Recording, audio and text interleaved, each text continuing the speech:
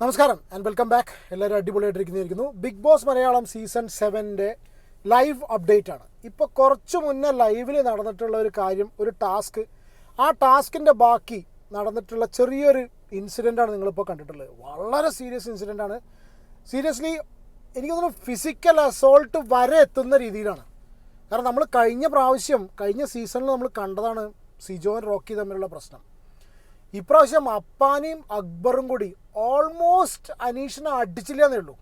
അനീഷിനെ മറ്റേ മുഖത്തൊക്കെ തോണ്ടി. അപ്പം അവസാനം ഇവൻ കാണിച്ചിട്ടുള്ള തലനെടുത്ത് എറിഞ്ഞു. എന്താണെന്ന് അറിയാത്തവർക്ക് വളരെ ഡീറ്റെയിൽ ആയിട്ട് ഞാൻ പറഞ്ഞുതരാം. അത് മുന്നേ വീഡിയോ ഇഷ്ടപ്പെടുകയാണെങ്കിൽ ലൈക്ക് ചെയ്യുക. ഫസ്റ്റ് ടൈമാണ് നിങ്ങൾ ചാനൽ കാണുന്നത്, നിങ്ങൾ ചാനൽ സബ്സ്ക്രൈബ് ചെയ്തില്ലെങ്കിൽ ദയവ് ചെയ്ത് സബ്സ്ക്രൈബ് ചെയ്യുക, സപ്പോർട്ട് ചെയ്യുക. എത്ര പേര് നിങ്ങൾ ലൈവ് കണ്ടു? ഒരു ടാസ്ക് എനിക്ക് എങ്ങനെയാണ് ഞാനിത് പറയാമെന്നറിയില്ല. സീരിയസ്ലി അടിപൊളി. എന്നാണ് പറയാം, ബിഗ് ബോസ് മലയാളം സീസൺ 7 നമ്മൾ വിചാരിച്ച പോലെയല്ല. നിങ്ങൾ വിചാരിച്ച പോലെ, ഞാൻ വിചാരിച്ച പോലെയല്ല. അതിനേക്കാളും കൂടുതൽ കണ്ടസ്റ്റൻസ് വിചാരിച്ച പോലെയല്ല. അവർക്ക് 7ൻ്റെ അല്ല 24ൻ്റെ പണിയാണ് കിട്ടിക്കൊണ്ടിരിക്കുന്നത്. ഒരു ടാസ്ക് വെച്ചു. അതായത് നിങ്ങൾ കൂട്ടത്തിൽ ധൈര്യശാലികൾ എന്ന് വിചാരിക്കുന്ന 3 പേരെ തിരഞ്ഞെടുത്തിട്ട് ധൈര്യശാലികളെ 3 എണ്ണത്തിനെയും കൂടി ആ ഏരിയയിലേക്ക് വിടുക. ആക്ടിവിറ്റി ഏരിയ ഉണ്ടല്ലോ, അതിനുള്ളിലേക്ക് വിടുക. അവിടെ 3 പോഡിയത്തിലായിട്ട് 3 കാർഡ്സ് വെച്ചിട്ടുണ്ട്. അവിടെ ചെന്ന് നിൽക്കുക. ആദ്യത്തേൽ അനീഷ് പോയി നിന്നു, രണ്ടാമത്തേൽ ആര്യൻ, മൂന്നാമത്തേൽ ഗിസേൽ. ഇവർ 3 പേരും കൂടി ഈ ഒരു പോഡിയത്തിൽ പോയി നിൽക്കുന്നു.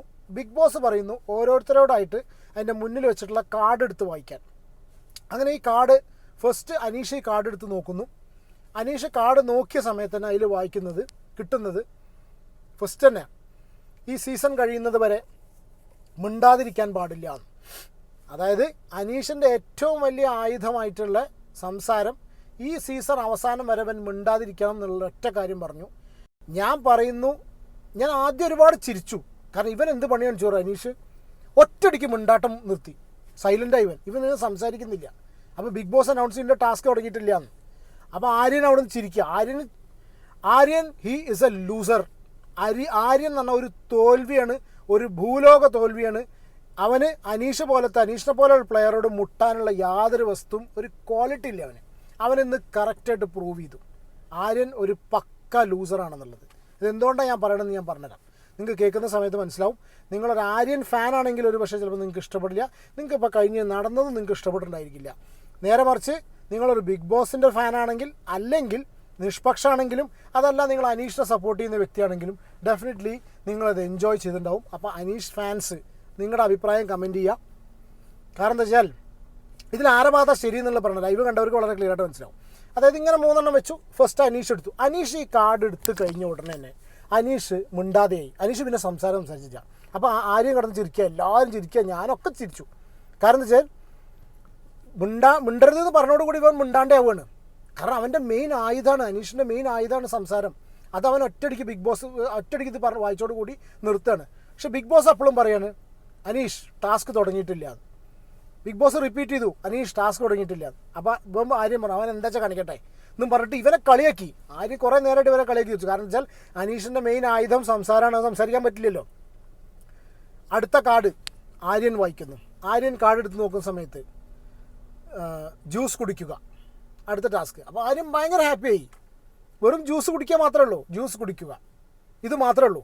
ആര്യം ശരിക്കും ഭയങ്കര എന്താ പറയുക, അവൻ ചാടിക്കളിച്ച് തുള്ളിക്കളിച്ച് എല്ലാം അവന് നേടി എന്നുള്ള കണ്ടീഷനിലാണ് ആര്യം നിൽക്കുന്നത്. മൂന്നാമത് ഗിസേൽ ഇത് തുറക്കുന്നു. തലമുണ്ടനം ചെയ്യുക, മൂന്നാമത്തെ ടാസ്ക്. മൊട്ടയടിക്കാൻ ആകെ സ്റ്റണ്ടായി പോയി എല്ലാവരും.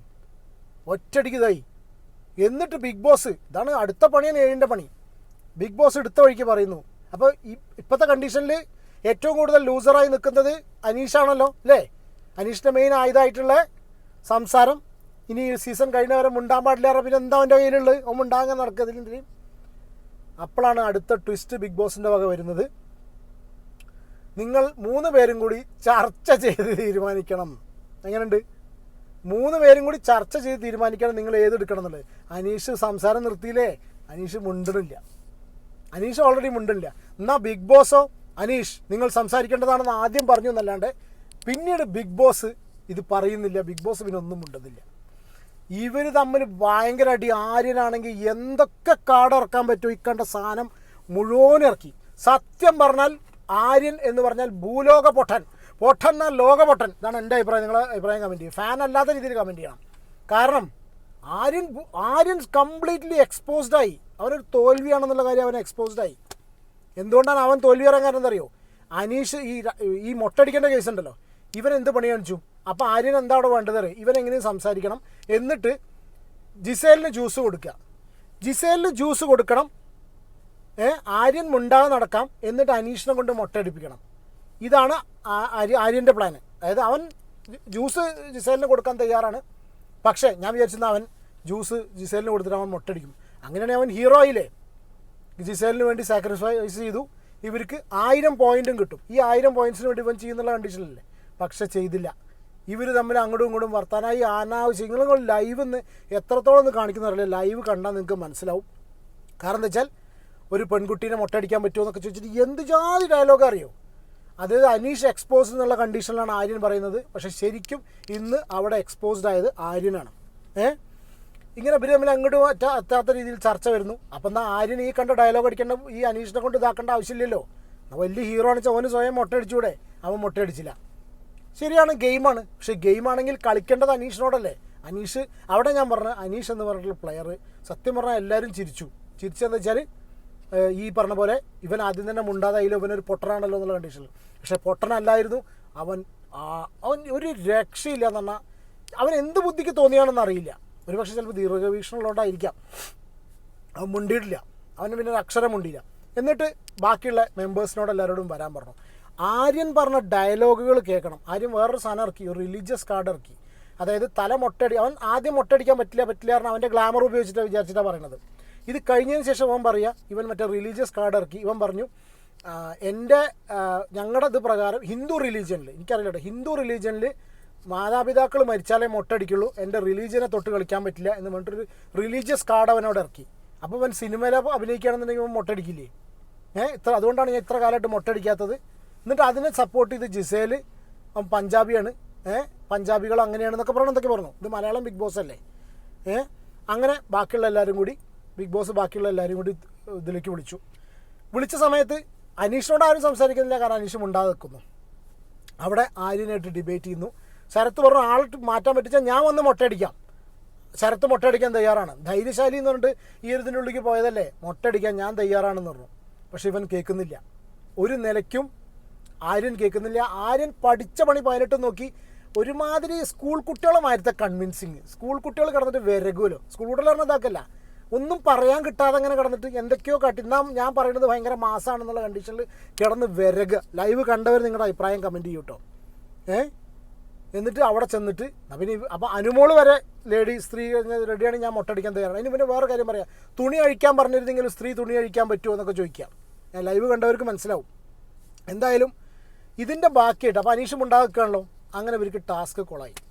ഓൾറെഡി ഫാമിലി വീക്കിൻ്റെ ടാസ്ക് കൊളായി. അതായത് അത് നിങ്ങൾ അറിഞ്ഞിട്ടുണ്ടായിരിക്കും. കാരണം വെച്ചാൽ ഫാമിലി വീക്കിൻ്റെ കാര്യം നിങ്ങൾ ചോദിക്കണമായിരുന്നു, എപ്പോഴാണ് ഫാമിലി കൊണ്ടുവരാന്നുള്ളത് നിങ്ങൾ ചോദിക്കണമായിരുന്നു പറഞ്ഞിട്ട് Big Boss already family week മൂഞ്ചിപ്പോയി. അപ്പോൾ ആ അടിസ്ഥാനപരമായിട്ട് ഇവർക്ക് ഇനി 250 പോയിൻറ്റ് മാത്രമേ ബാക്കിയുള്ളൂ. ഇവർക്ക് പോയിൻറ്റ് കിട്ടേണ്ടത് കിട്ടിയില്ല. അങ്ങനെ ഇവരെല്ലാവരും കൂടി അവിടുന്ന് അടിയായി തിരിച്ചെത്തിയതിന് ശേഷം അനീഷ് സംസാരിക്കാൻ തുടങ്ങിയപ്പോഴാണ് ഈ പറഞ്ഞിട്ടുള്ള ഫസ്റ്റ് കണ്ടിട്ടുള്ള ഫിസിക്കൽ അസോൾട്ടിൻ്റെ വക്കത്തെത്തിയ സാധനം ഉണ്ടായിട്ടുള്ളത്. സീരിയസ്ലി ഭയങ്കര. എനിക്കിത് എത്രത്തോളം പറഞ്ഞ് നിങ്ങളെ ഫലിപ്പിക്കാൻ പറ്റുമെന്നുള്ളത് അറിയില്ല.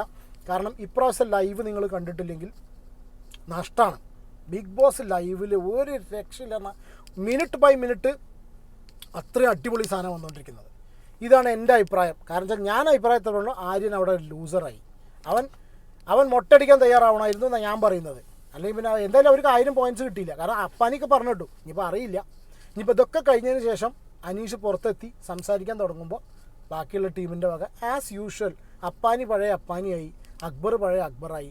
ആ ചങ്ങായിനെ പിടിച്ചാൽ തല്ലിക്കോട്ടെ, എന്നാൽ പിന്നെ പുറത്തേക്ക് പോകാമല്ലോ. ബാക്കിലുള്ള കൈ കെട്ടിയിട്ടാണ് ചെന്നിട്ട് അവരെ താടിക്ക് തോണ്ടിയിട്ടുണ്ട് കേട്ടോ. തലണ്ടെടുത്ത് എറിയുന്ന സിറ്റുവേഷനൊക്കെ കണ്ടു. എന്തായാലും ഇതാണ് ഇപ്പോൾ ലൈവിൽ നടന്നിട്ടുള്ളത്. വേറെ ഒരുപാട് എനിക്ക് പറഞ്ഞ് ഫലിപ്പിക്കാൻ പറ്റുന്നില്ല. അജ്ജാതി ആയിരുന്നു. നിങ്ങൾ എപ്പിസോഡിൽ എത്ര കാണിക്കുന്നുള്ളത് അറിയില്ല. ലൈവ് കണ്ടവർ നിങ്ങളുടെ അഭിപ്രായം കമൻറ്റ് ചെയ്യുക. ലൈവ് മിസ്സായവർ പറഞ്ഞിട്ട് കാര്യമില്ല. ബിഗ് ബോസ് മലയാളം സീസൺ 7 വേറെ ലെവലാണ് മക്കളെ. വേറെ ലെവൽ ഷോറിന് വേറെ ലെവലാണ് ഇപ്രാവശ്യം സ്ക്രിപ്റ്റ്. എന്താണ് നിങ്ങളുടെ അഭിപ്രായം കമൻറ്റ് ചെയ്യുക. വീഡിയോ ഇഷ്ടപ്പെടാൻ ലൈക്ക് ചെയ്യുക. ചാനൽ സബ്സ്ക്രൈബ് ചെയ്യാതെ ആരെങ്കിലും വീഡിയോ കാണുന്നുണ്ടെങ്കിൽ സബ്സ്ക്രൈബ് ചെയ്യുക, സപ്പോർട്ട് ചെയ്യുക. അടുത്തൊരു വീഡിയോയിൽ കാണാം കേട്ടോ. Take care and God bless. By.